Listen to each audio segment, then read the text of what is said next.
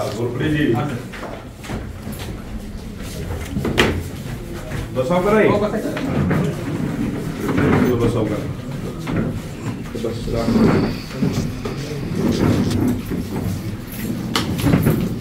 आम्ही आलो याच्यासाठी आता हे पीक विम्याची सरसगट तर मला वाटतंय की आपण राख लावली. शेतकऱ्याचं कुठंच काहीच राहिलं नाही. आपण काय केलं काय नाही मला वाटतं हे सगळं लोकांनी उघड्या डोळ्याने बघितलं. आपण ज्या ज्या पद्धतीने मी कलेक्टरला बोललो, आपल्याला बोललो, आपल्या खालच्या अधिकाऱ्यांना बोललो, पीक विम्याच्या जे अधिकारी असतील त्यांना बोललो. त्यांनी सांगितलं की आता सरसगट विम्याचा विषय संपला. बरोबर आहे, तुम्ही काय घोडे लावायची ती लावून टाकली.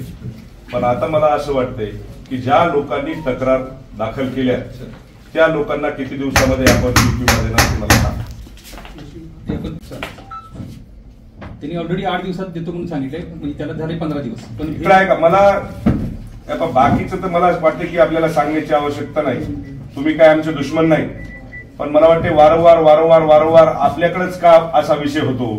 कलेक्टरला बोललो, कलेक्टर तुमच्यावरच तापतोय की बाबा परिस्थिती अशी आहे, घोरपड्यांनी चुकीचा अहवाल दिला, फलानं दिलं, बिस्तानं दिलं.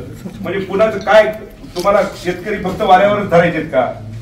तुम्ही शेतकऱ्याचे दुश्मन आहेत का? आपणच इकडं ऐका ना, शेतकऱ्याचे दुश्मन आहेत का तुम्ही?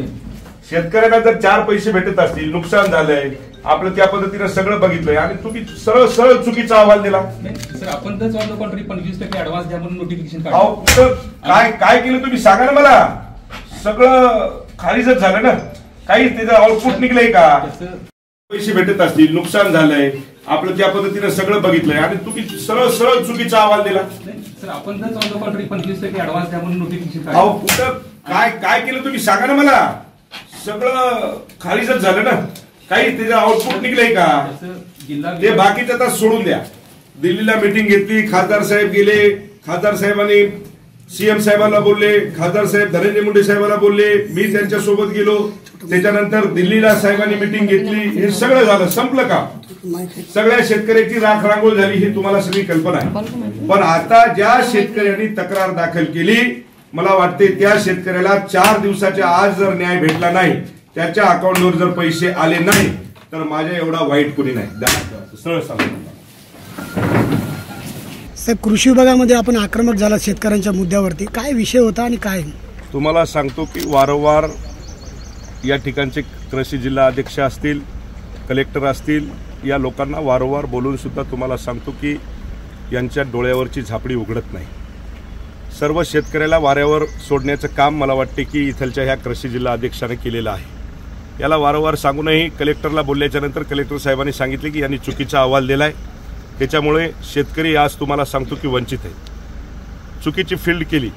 आज या ठिकाणी आम्ही एवढंच सांगायसाठी त्यांना आलोय की ज्या माझ्या शेतकरी बांधवांनी तक्रार केली, हे असे मला वाटते की हिंगोली जिल्ह्यामध्ये 2 लाख शेतकरी आहेत.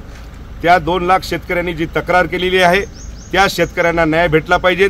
4 दिवसाच्या आत जर मला वाटते शेतकऱ्याच्या खात्यावरती जर पैसे टाकले नाही तर तुम्हाला सांगतो हे कृषी जे ऑफिस आहे, मला वाटते की या पद्धतीनं हा संतोष बांगर शिवसेनेच्या पद्धतीनं या ठिकाणी आक्रमक झाल्याशिवाय राहणार नाही.